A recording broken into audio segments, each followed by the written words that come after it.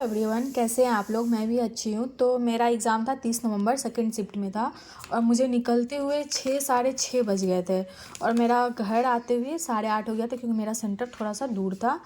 तो मुझे लेट हो गया था आने में, तो फिर मैं उस दिन की नहीं और कल मेरा एसी की वजह से बहुत सर में पेन था, तो मैं रिव्यू कर नहीं पाई थी और न मैं आप लोगों को बता पाई थी एनालिसिस। तो आज मैं बता रही हूँ और मैं पूरा आइटम अपना देख नहीं पाई बिकॉज ऑफ मेरा रीजनिंग में उतना अच्छा हुआ नहीं। मेरा मार्क्स जोड़ के 18 या 20 हुआ था और बिकॉज ऑफ इस पजल की वजह से, इस पजल में मैंने 20 मिनट दिए थे। छोटा सा पजल था पर 8 जन बैठ रहे थे, कुछ अंदर देख रहे थे कुछ बाहर देख रहे थे। जिसमें अंदर देख रहे वो ज़्यादा है बाहर देखने से, और उसका कुछ कुछ नंबर था वो मैं लिखी हूँ। ये देखिए कितना सारा मैं कर ली इसको ट्राई कर करके, ये नहीं बना और बाद में ये मेरा इतना माइंड ख़राब कर दिया था। उसके बाद एक ये था इनपुट आउटपुट था, मैन 45 कॉ 13 जॉब 62 बेड।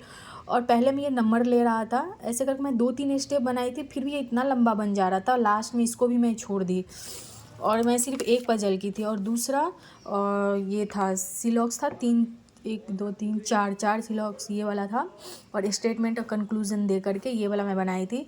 और लास्ट में डायरेक्शन वाला जो था वो मेरे से छूट गया, वही 2 मार्क्स का 3 क्वेश्चन था, उसी के वजह से मेरा इतना ये हो गया था, लास्ट में देख नहीं पाई थी इस पजल की वजह से। और एक पजल था वो मंडे टू सैटरडे था, उसमें 3 शिफ्ट था, फर्स्ट शिफ्ट सेकंड शिफ्ट और थर्ड शिफ्ट। उसमें 15 जन बैठ रहे थे और 15 जन में मतलब शिफ्ट बोले स्लॉट करके था, फर्स्ट स्लॉट सेकंड स्लॉट और थर्ड स्लॉट। उसमें मंडे टू सैटरडे था, वो 2 मार्क्स के पजल थे। उसमें भी एट द बनने के बाद मतलब कुछ ही लाइन बचे थे, मतलब बैठाने के बाद टाइम ऑफ हो गया, उसी की वजह से बहुत मूड ऑफ हो गया था।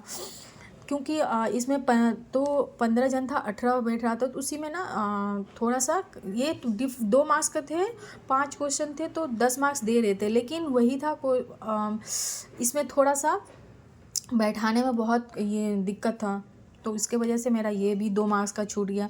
तो ये मेरा मिला जुला के 18 मार्क्स के थे। मैथ्स में मेरा वही 20 प्लस मतलब मार्क्स जोड़ करके 20 प्लस मेरा मैथ में हुआ है। एक्चुअली अगर आपको मेंस में मैथ अच्छा करना है तो मैं अभी से बोल रही हूँ, आप लोग आंख बंद करके इनका क्या नाम है, हर्षल अग्रवाल सर का ना देखना स्टार्ट कर दीजिए।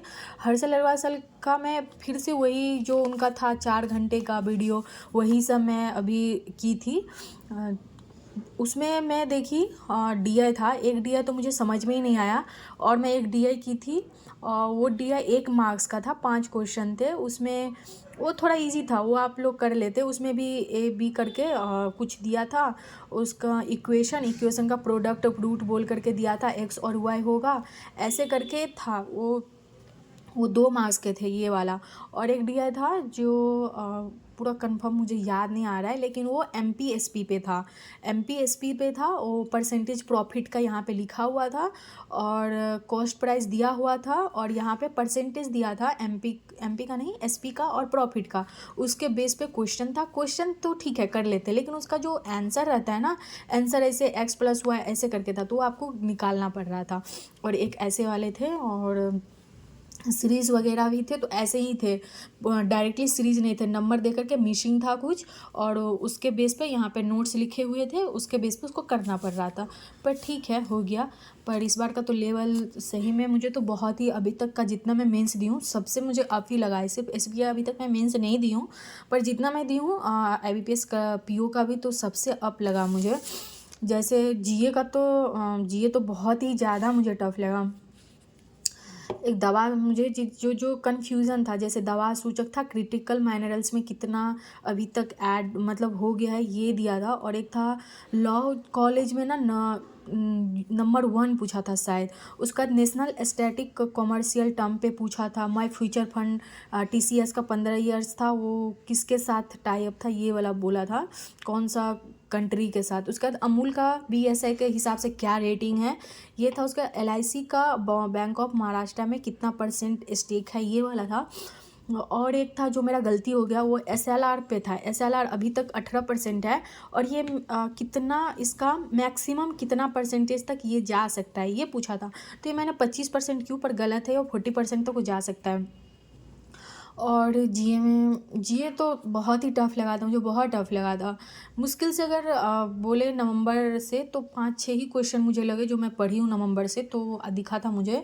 बाद बाकी बहुत डीप था, मतलब एक एक स्टेटमेंट में कुछ भी, कोई भी जीए का कुछ भी मिस नहीं कर सकते, ऐसा ऐसा स्टेटमेंट था।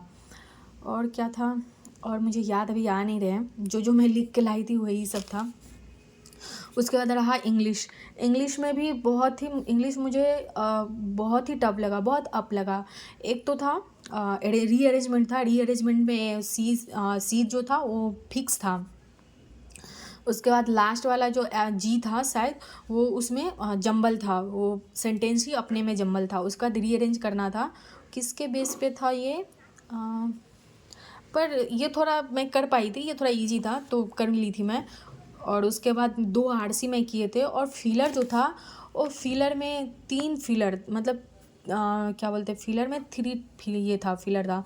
उसमें भी फिलर में ए दिया है, ABC दिया है, उसमें भी PQ करके ऐसे 1 2 3 इसका, 1 2 3 4 5 इसका दे करके इसमें से चूज करना था कौन इसमें जा रहा है, ऐसे करके था। वो 2 मार्क्स के थे, वो 3 क्वेश्चन थे शायद। उसके बाद RC 2 था, 2 में शायद 7 या 8 क्वेश्चन ऐसे करके थे, वो मुझे याद नहीं, पर मैं वही 2 RC में 5-5 शायद करके क्वेश्चन की। टोटल मैं शायद 21 या 22 क्वेश्चन मैं अटेम्प्ट की हूँ। वो मैं देखी नहीं 2 मार्क्स में कितना की, 1 मार्क्स कितना की, मैं नहीं देखी हूँ, सिर्फ मैं 21 या 22 ऐसे ही था। और उसके बाद मैथ्स रीजनिंग हो ही गया। उसके बाद रहा डिस्क्रिप्टिव। तो डिस्क्रिप्टिव में लेटर में मैं जो लिखी हूँ वो मुझे याद नहीं आ रहा है क्या था। वो न्यूएसेंस बोल के था, जो एरिया में करते हो तो पुलिस स्टेशन पे कंप्लेन लिखना था, उसके बेस पे था। और जो लेटर राइटिंग था, और इतना मुझे याद नहीं, 3 था। एक तो मुझे समझ में नहीं आया क्या बोल क्या रहा है, और 2 मैं समझी थी, तो मुझे पुलिस स्टेशन पे लिखना था तो वो मैंने वो लिखी थी। और ऐसे में क्लाइमेट चेंज जो फार्मर पर क्या इफेक्ट करते हैं इसके बारे में था, मैं एक ही पढ़ी, उसी पे मुझे समझ में आया था। हाँ, और एक था रूरल अर्बन में जो स्मार्ट क्या बोलते हैं, गांव वगैरह को, ऐसे कुछ था वो वाला। इतना कंफर्म मैं याद नहीं कर पा रही, क्योंकि इतना प्रेशर रहता है ना, एग्ज़ाम जो लोग देते हैं उन्हीं को समझ में आता है। एकदम से ख़त्म होता है, मैथ्स ख़त्म होता है, और डायरेक्ट जब डिस्क्रिप्टिव स्टार्ट होता है, सोचने के लिए भी 10 सेकंड भी नहीं मिलता है, जो सोचना भी है, इतना खटखट खटखट सबका आवाज़ आता है। तो इसीलिए ना, जब मेरा जीए हो गया था, जीए 20-25 मिनट में हो गया था, तो मैं उसका फेम लिख ली थी। जैसे मुझे फॉर्मल लेटर का जो फेम होता है, जो एड्रेस वगैरह, वो मैं लिख ली थी, क्योंकि एट द एंड उस टाइम पे ना इतना सोचना नहीं होता है कहाँ पे पॉइंट छूट जाए। फिर भी मेरा नवंबर में एन छोटा गया, वो मैं लास्ट में जब मेरा 30 सेकंड बचा था तो मैं देखने गई थी, तो देखो मेरा नवंबर का एन जो छोटा लिख गया है। जब उसको ये सही करने गए तो हो गया।